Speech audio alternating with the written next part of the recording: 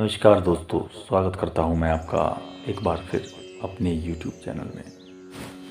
दोस्तों, यहाँ पर अर्जुन कुछ बोल रहे हैं। 17वें अध्याय तक पहुँचते पहुँचते अर्जुन पूछते हैं, हे श्री कृष्ण, जो मनुष्य शास्त्र विधि को छोड़ करके श्रद्धापूर्वक देवता आदि का पूजन करते हैं, उनकी निष्ठा फिर कौन सी है?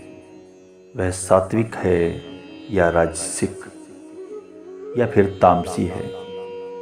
इस पर श्री कृष्ण कहते हैं, मनुष्यों की वह स्वभाव से उत्पन्न हुई श्रद्धा सात्विक तथा राजसी और तामसी ऐसी 3 तरह की होती हैं। हे पार्थ, उनको तुम मुझसे सुनो। हे भारत, सभी मनुष्यों की श्रद्धा उनके अंतःकरण के अनुरूप होती है। यह मनुष्य श्रद्धामय है, इसलिए जो जैसी श्रद्धा वाला है वही उसका स्वरूप है।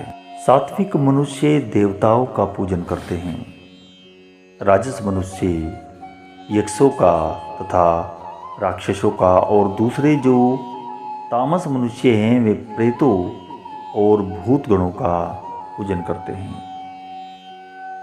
बहुत ही शुद्ध अंतर बताते हुए भगवान श्री कृष्ण कहते हैं, जो मनुष्य शास्त्र विधि से रहित घोर तप करते हैं, जो दंभ और अहंकार से अच्छी तरह युक्त हैं, जो भोग पदार्थ आसक्ति और हठ से युक्त हैं, जो शरीर में स्थित 5 भूतों को तथा अंतःकरण में स्थित मुझे परमात्मा को भी कृष्ण करने वाले हैं, उन अज्ञानियों को तू आसुरी स्वभाव वाला समझ कर चल।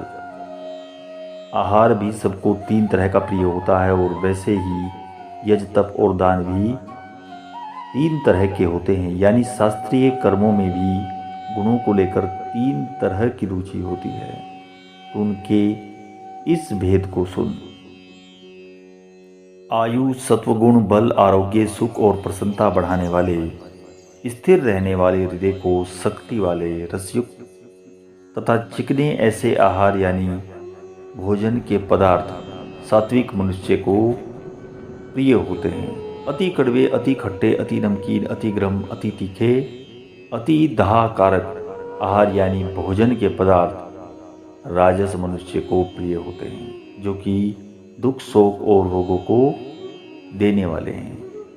जो भोजन अधपका, रस रहित, दुर्गंध से युक्त, बासी और झूठा है तथा जो महान अपवित्र भी है, अत्यधिक अपवित्र भी है, वह भोजन तामस मनुष्य को प्रिय होते हैं। यज करना ही कर्तव्य है। इस तरह मन को संतुष्ट करके फल न चाहने वाले मनुष्य द्वारा जो शास्त्र विधि से नियत यज किया जाता है वह सात्विक है।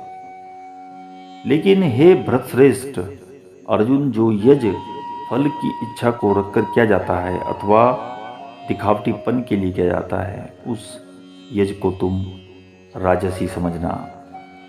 शास्त्र विधिहीन अन्न दान से रहित, बिना मंत्रों के, बिना दक्षिणा के और बिना श्रद्धा के जाने वाले यज को तामस यज कहते हैं।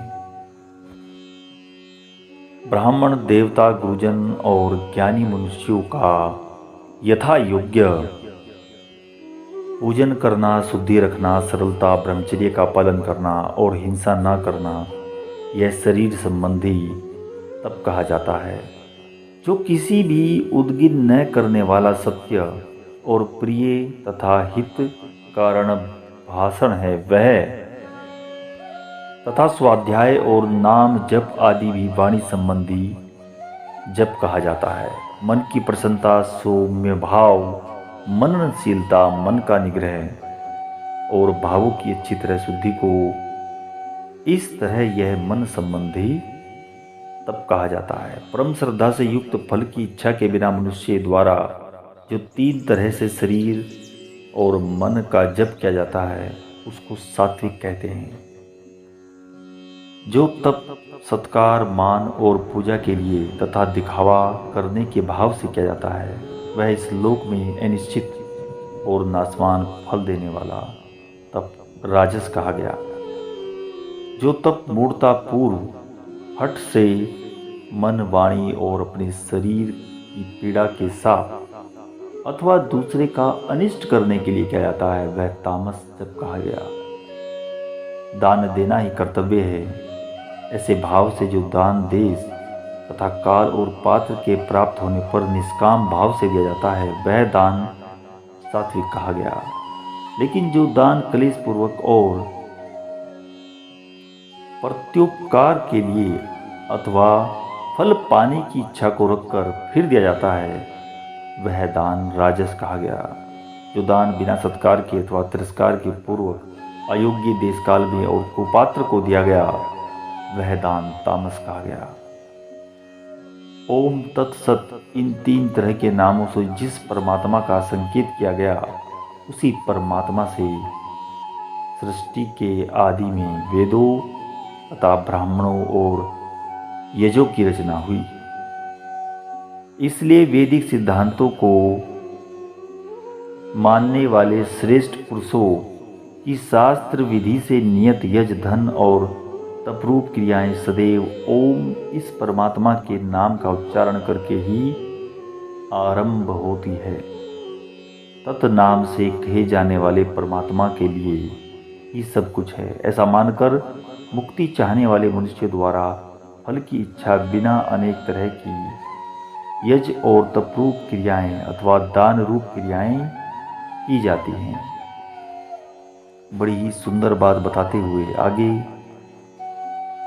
श्री कृष्ण समझाते हैं, हे पार्थ, सत्य ऐसा कहकर परमात्मा का नाम सत्य भाव में और श्रेष्ठ भाव में लिया जाता है तथा श्रेष्ठ क्रम के साथ सत्य शब्द जोड़ा जाता है। यज तथा तप और दान रूप की क्रिया में जो स्थिति है, वह भी सत्य ऐसे कही जाती है और उस परमात्मा के लिए किया जाने वाला कर्म भी सत्य ऐसा कहा गया।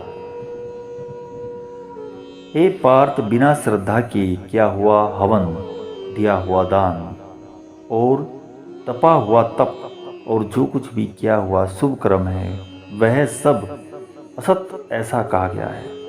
उसका फल न तो इस लोक में होता है और न ही मरने के बाद उसका परलोक में कोई फल होता है। यहीं पर दोस्तों 17वें अध्याय का समापन होता है।